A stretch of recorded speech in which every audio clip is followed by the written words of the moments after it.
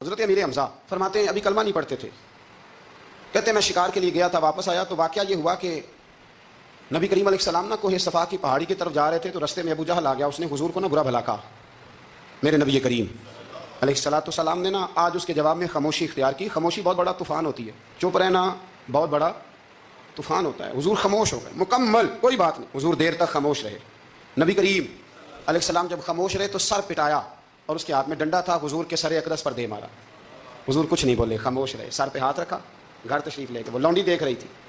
نبی کریم علیہ السلام تشریف لائے حضرت ختیجہ کے گھر۔ اتنی دیر میں حضرت امیر حمزہ آئے تو اس لونڈی نے نا جناب امیر حمزہ کو مخاطب کیا، چونکہ اس نے حضور کو بھی دودھ پلایا تھا اور جناب امیر حمزہ کو بھی۔ حضرت امیر حمزہ کو دیکھ کے کہنے لگی امیر حمزہ کہاں سے آ رہے ہو؟ کہا شکار کھیل کے آ رہا ہوں۔ فرمایا کیا فائدہ تیری بہادری کا، کیا مطلب ہے تیرے اس سارے کارنامے کا، کہا ہوا کیا؟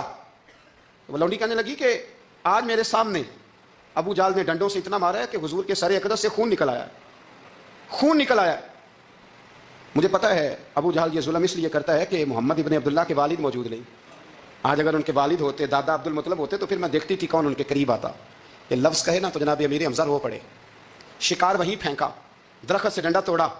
ابو جہل بیٹھا تھا حرم مکہ میں، کفار کے درمیان ٹولیاں بنا کے وہاں گئے اور زور سے ڈنڈا اس کے سر پہ مارا اور ڈنڈا مار کے کہنے لگے تجھے شرم نہیں آتی؟ میرے بھتیجے کو لاوارہ سمجھتے ہو؟ جرأت ہے تو ذرا آنکھ اٹھا کے ایک دفعہ دیکھو، میں تمہاری آنکھ نہ نکال دوں۔ امیر حمزہ وہاں سے نہ نکل کے تو سیدہ ختیجہ کے گھر آئے۔ سیدہ ختیجہ الکبریٰ رضی اللہ تعالیٰ عنہا نا نبی کریم کو مرہم پٹی کر رہی تھی۔ حضور نے چچا کا چہرہ دیکھا تو آنکھوں میں آنسو آ گئے۔ حضرت امیر حمزہ بھی روئے اور کہنے لگے بھتیجے خوش ہو جا، میں اس کا سر پھوڑ آیا ہوں۔ اتنی زور سے مارا ہے کہ اس کو ہمت نہیں ہوئی بات کرنے کی۔ حضرت امیر حمزہ کے جواب میں محبوب فرمانے لگے چچا میں ابو جہل کا سر پھوڑنے سے تو خوش نہیں نہ ہوتا۔ کہا آپ کیسے خوش ہوتے ہیں؟ فرمایا آپ کلمہ پڑھ جائیں میں خوش ہو جاؤں گا۔ حضرت امیر حمزہ کہنے لگے کلمہ پڑھنے سے راضی ہو جاؤ گے، خوش ہو جاؤ گے؟